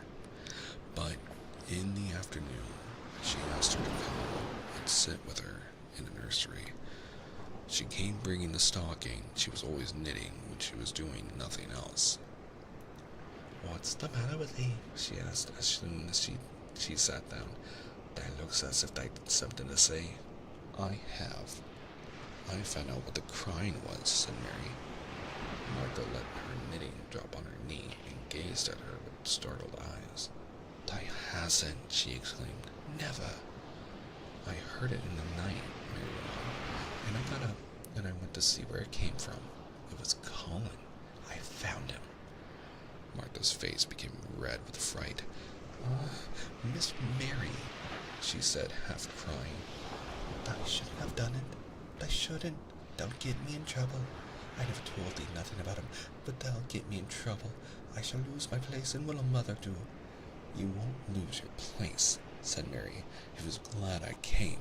We talked and talked, and he said he was glad I came." "Was he?" cried Martha. "Aren't they sure? They doesn't know what he's like when anything vexes him. He's a big lad to cry like a baby, but when he's in a passion, he'll first scream just to frighten us. He knows us done call our souls our own." "He wasn't vexed," said Mary. "I asked him if I should go away, and he made me stay. He asked me questions, and I sat on a big footstool, and I talked to him about India, and about the robin and gardens. He wouldn't let me go. He let me see his mother's picture. Before I left him, I sang him to sleep." Martha fairly gasped with amazement. "I can scarcely believe thee," she protested. "It's as if they'd have walked straight into a lion's den. If he'd been like he is most times, he'd have thrown himself into one of his tantrums and roused the house. He won't let strangers look at him. He let me look at him. I looked at him all the time, and he looked at me. We stared," said Mary. "I don't know what to do," cried agitated Martha. "If Mrs. Medlock finds out, she'll think I broke orders and told thee, and I shall be packed back to mother." "He is not going to tell Mrs. Medlock anything about it yet. It's to be a sort of secret just at first," said Mary firmly. "And he says everybody is obliged to do as he pleases." "Aye, that's true enough. The bad lad," sighed Martha, wiping her forehead with her apron. "He says Mrs. Medlock must, and he wants me to come and talk to him every day, and you are to tell me when he wants me." "Me?" said Martha. "I shall lose my place. I shall for sure." "You can if you are doing what he wants you to do, and everybody is ordered to obey him," Mary argued. "Does that mean to say," cried Martha with wide-open eyes, "that he was nice, did he?" "I think he almost liked me," Mary answered. "Then they must have bewitched him," decided Martha, drawing a long breath. "Do you mean magic?" inquired Mary. "I've heard about magic in India, but I can't make it. I just went to his room, and I was so surprised to see him, I stood and stared. And then he turned round and stared at me, and he thought I was a ghost or a dream, and I thought perhaps he was. And it was so queer being there alone together in the middle of the night and not knowing about each other. And we began to ask each other questions. And when I asked him if I must go away, he said I must not." "The world's coming to an end," asked Martha. "What is the matter with him?" asked Mary. "Nobody knows for sure and certain," said Martha. "Mr. Craven went off his head like when he was born. The doctors thought he'd had to be put in an asylum. It was because Mrs. Craven died, like I told you. He wouldn't set eyes on the baby. He just raved and said it'd be another hunchback like him, and it'd be better dead." "Is Colin a hunchback?" Mary asked. "He didn't look like one." "He isn't yet," said Martha, "but he begun all wrong. Mother said that there was enough trouble and raging in the house to set any child wrong. They was afraid his back was weak, and they always been taking care of it, keeping him lying down and not letting him walk, which is literally not what he's supposed to do. Once they made him wear a brace, but he fretted so he was so downright ill. Then a big doctor came to see him and made them take it off. He talked to the other doctor quite rough, in a polite way. He said there'd been too much medicine, and too much let him have his own way. I think he's a very spoiled boy, said Mary. He's the worst young doctor as ever was, said Martha. I won't say as he hasn't been ill a good bit. He's had coughs and colds that's nearly killed him 2 or 3 times. Once he had rheumatic fever, and once he had typhoid. Mrs. Medlock did get a fright then. He'd been out of his head, and she was talking to the nurse, thinking he didn't know nothing, and she said, "He'll die this time for sure enough, and best thing for him and for everybody." And she looked at him, and there he was, with his big eyes open, staring at her as sensible as she was herself. She didn't know what happened, but he just stared at her and says, "You give me some water and stop talking." Ooh. "Do you think he will die?" asked Mary. "Mother says there's no reason why any child should live that gets no fresh air and does do nothing but lie on his back and read picture books and take medicine. He's weak and hates the trouble of being taken outdoors, and he gets cold so easy he says it makes him ill." Mary sat and looked at the fire. "I wonder," she said slowly, "if it would not do him good to go out to a garden and watch things grow. It did me good." "One of the worst fits he's ever had," said Martha, "was one time they took him out where the roses is by the fountain. He'd been reading in a paper about people getting something he called rose cold, and he began to sneeze and said he got it, and then a new gardener as didn't know the rules passed by and looked at him curious. He threw himself into a passion, and he said he looked at him because he was going to be hunchback. He cried himself into a fever and was ill all night." "If he ever gets angry at me, I'll never go and see him again," said Mary. "He'll have thee if he wants thee," said Martha. "They may as well know that at the start." Very soon afterward a bell rang, and she rolled up her knitting. "I dare say. The nurse wants me to stay with him a bit," she said. "I hope he's in a good temper." She was out of the room about 10 minutes, and then she came back with a puzzled expression. "Well, that has bewitched him," she said. "He's up on a sofa with his picture books. He's told the nurse to stay away until 6 o'clock. I'm to wait in the next room. The minute she was gone, he called me to him and says, 'I want Mary Lennox to come and talk to me. And remember, you're not to tell anyone. You better go as quick as you can.'"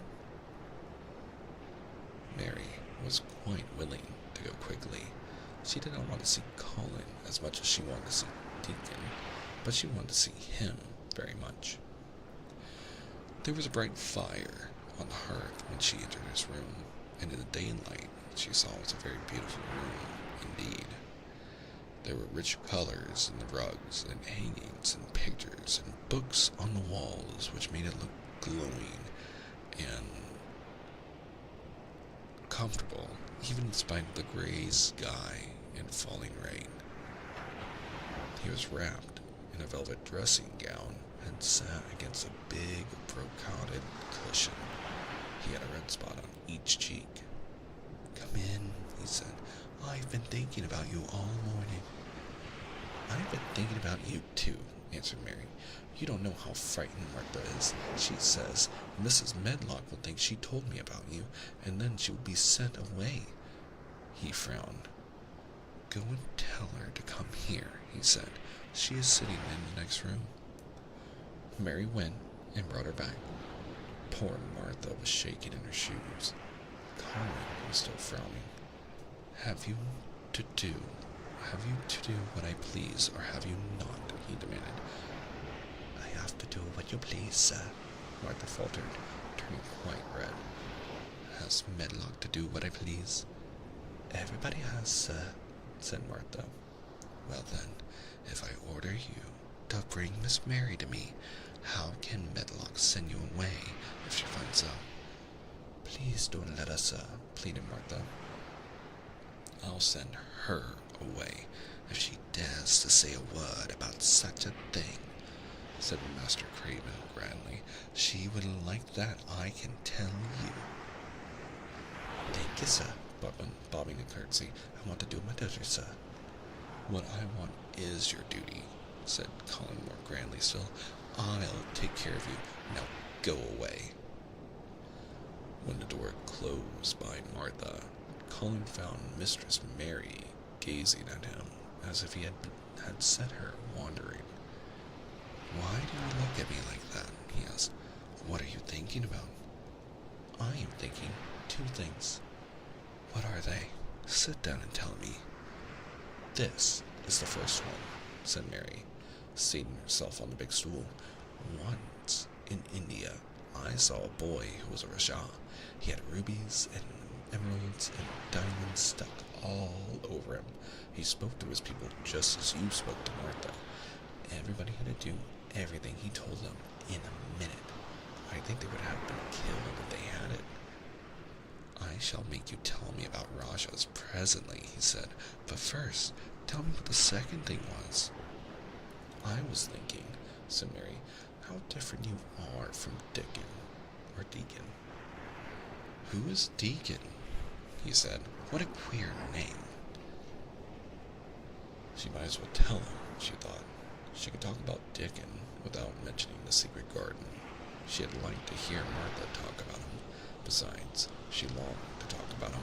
It would seem to bring him nearer. He is Martha's brother. He is 12 years old, she explained. He is not like anyone else in the world. He can charm foxes and squirrels and birds, just as the natives in India charm snakes. He plays a very soft tune on a pipe, and they come and listen. There were some big books on a table at his side, and he dragged one suddenly toward him. There's a picture of a snake charmer in the sea sling. Come and look at it.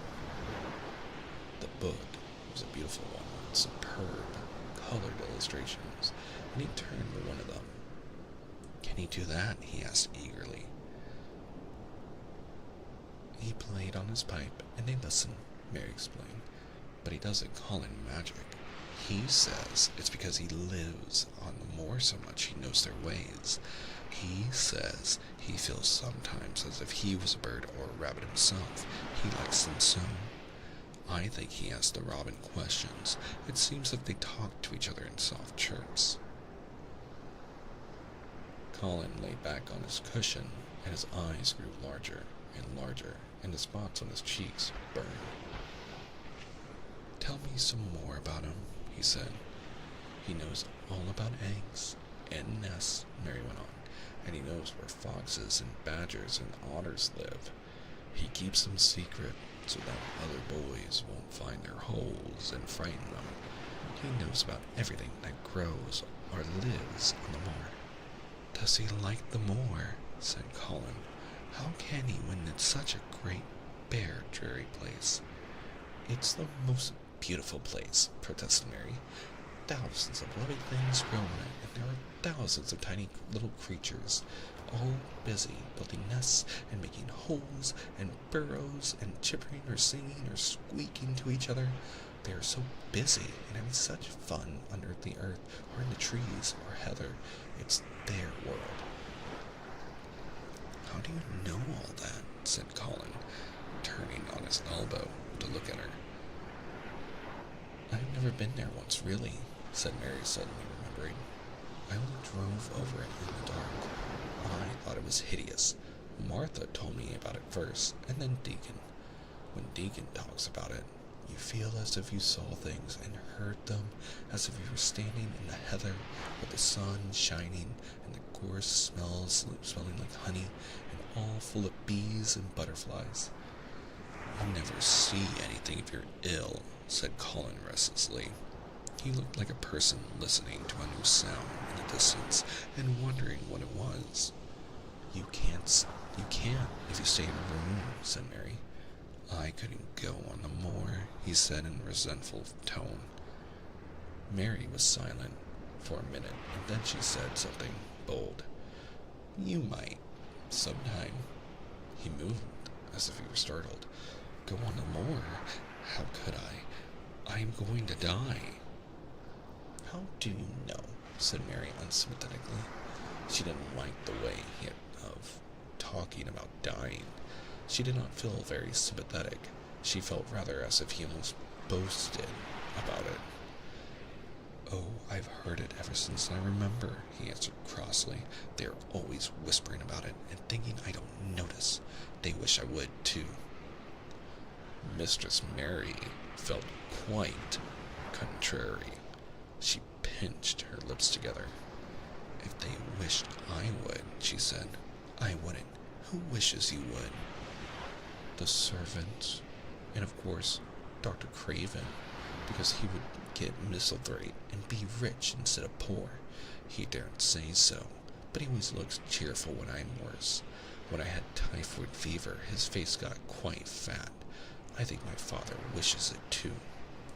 I don't believe he does, said Mary quite obstinately. That made Colin turn and look at her again. Don't you? He said. And then he lay back on his cushion and was still, as if he were thinking, and there was quite a long silence.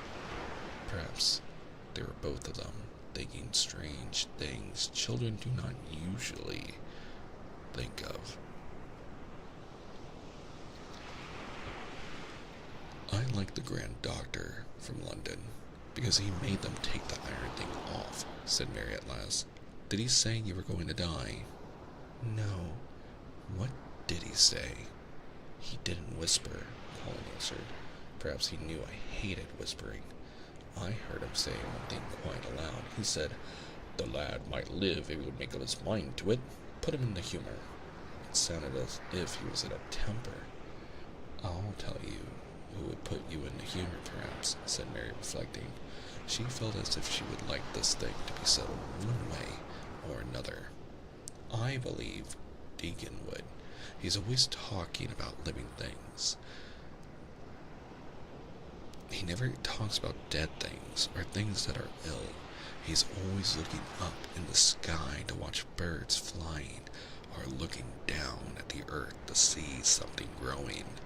He has such round blue eyes, and they are so wide open with looking about. And he laughs with such a big laugh with his wide mouth, and his cheeks are as red as cherries.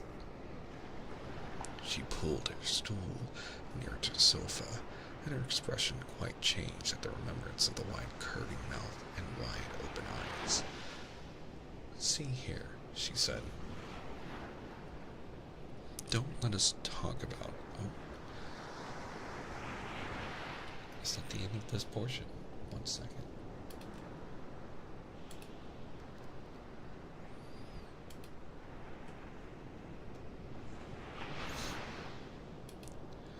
Don't let us talk about dying. I don't like it. Let us talk about living. Let us talk and talk about Deacon. And then we will look at your pictures. It was the best thing she could have said to talk about Deacon. What's up?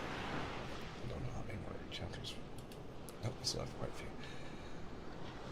It was the best thing she could have said to talk about Deacon and to talk about the moor and about the cottage and the 14 people who lived on 16 shillings a week, and the children who got fat on the moor grass like the wild ponies, and about Deacon's mother and the skipping rope, and the moor with the sun on it, and about pale green points sticking up out of the black sod. And it was all so alive that Mary talked more than she had ever talked before, and Colin both talked and listened as he had never done either before. And they both began to laugh over nothings, as children will when they are happy together. And they laughed so that, in the end, they were making as much noise as if they had been two ordinary, healthy, natural 10-year-old creatures, instead of a hard, little unloving girl and a sickly boy who believed that he was going to die. They enjoyed themselves so much that they forgot the pictures, and they forgot about the time. they had been laughing quite loudly over Ben Weatherstaff and his Robin, and Colin was actually sitting up as if he had forgotten about his week back, when suddenly he remembered something. "Do you know there is one thing we have never once thought of," he said. "We are cousins." It seemed so queer that they had talked so much and never remembered this simple thing that they had laughed more than ever, because they had got into the humor to laugh at anything. I didn't even think about that myself. And it's interesting because, these two children have lived for so long just being told who they are, that one of them will die and one of them is contrary, and now here they are getting to be themselves because they're getting to be around each other, and that's really beautiful to me. I really like this story growing up, and I've forgotten why. I think that this is a nice reminder. It seemed so queer that they had talked so much and never remembered this simple thing, that they laughed more than ever because they had gotten into the humor to laugh at anything. And in the midst of the fun, the door opened and in walked Miss Dr. Craven and Mrs. Medlock. Da da da da. Ads have started coming in, and I actually feel like it's almost rude to continue going when ads are playing. So we'll wait a couple of minutes and wait for people to come back. So while the ad is playing, I'm going to go use the restroom, so I'll be right back.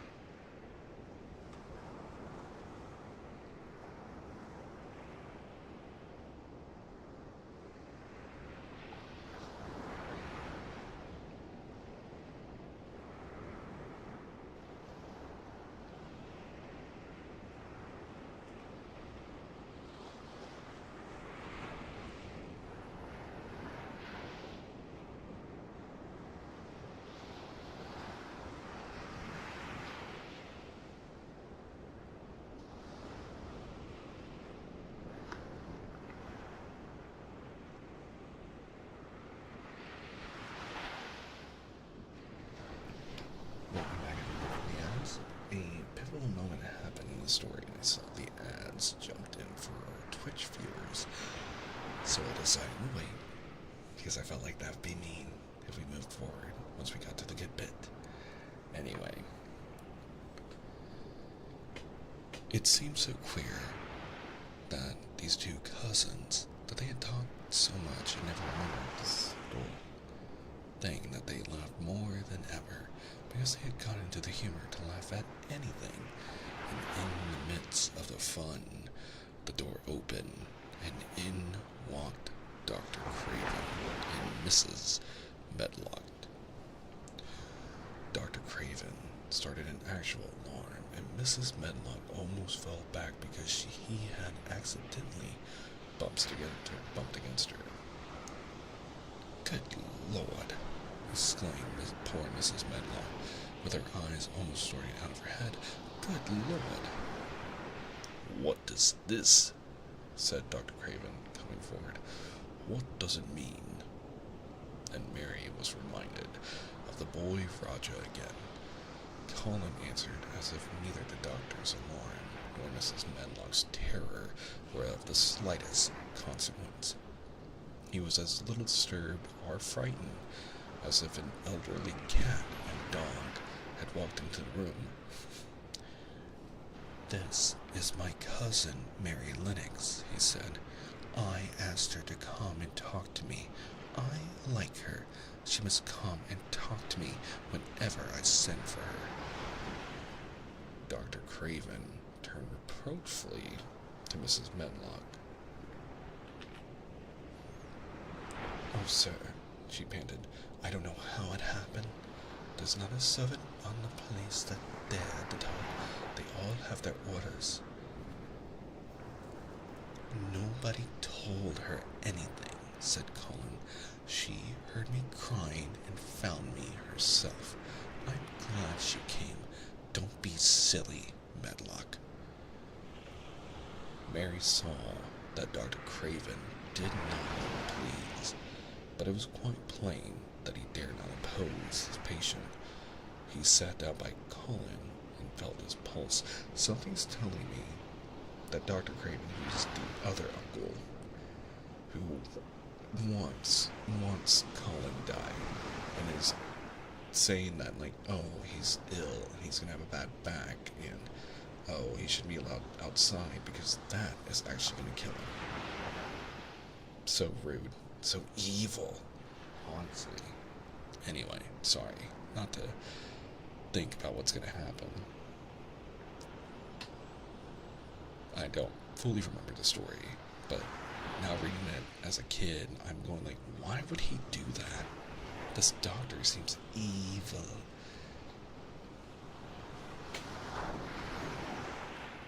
I'm afraid there has been too much excitement. Excitement is not good for you, my boy, he said. I should be excited if she kept away, answered Colin, his eyes beginning to look dangerously sparkling. I am better. She makes me better. The nurse must bring up her tea with mine. We will have tea together. Mrs. Medlock and Dr. Craven looked at each other in a troubled way, but there was evidently nothing to be done.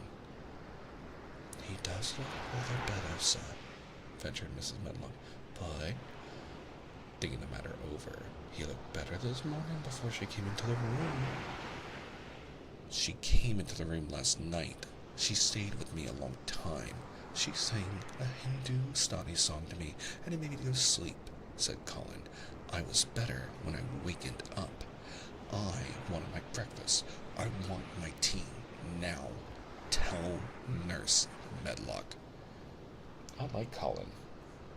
Dr. Craven did not stay very long. He talked to a nurse for a few minutes when she came to the room and said a few words of warning to Colin. He must not talk too much. He must not forget that he was ill. He must not forget that he was very easily tired. Mary thought that there seemed to be a number of uncomfortable things he was not to forget, which is weird.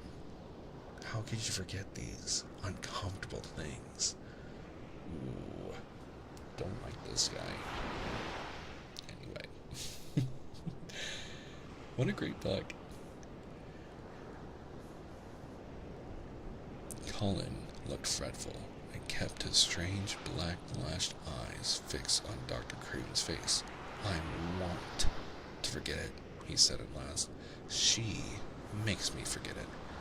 That is why I want her here. Go, Colin. Hell yeah. Craven did not look happy when he left the room. He gave a puzzled glance at the little girl sitting on a large stool. She had become a stiff, silent child again as soon as he entered, and he could not see what the attraction was. The boy actually did look brighter, however, and he sighed rather heavily as he went down the corridor. It just seems evil.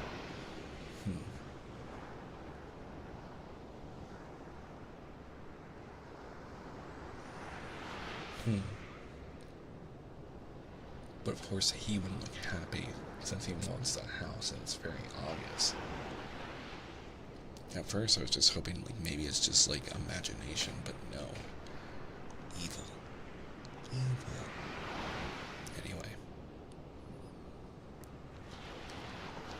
They are always wanting me to eat things when I don't want to, said Colin, as the nurse brought in the tea and put on the table by the sofa. Now, if you'll eat, I will. Those muffins look nice, so nice and hot. Tell me about the Rajas. And that is where we're gonna leave tonight because my room is getting very hot. And I'm sweating a little bit. And it's almost 11:30. We went a little over, but I want to thank everyone over on YouTube for hanging out. And if you guys want to see more of my ASMR content, it is saved in the ASMR playlist on my YouTube channel, which you can just search for me under the same name, although I think a link is available in my About section. So, have a good night, YouTube. Good night.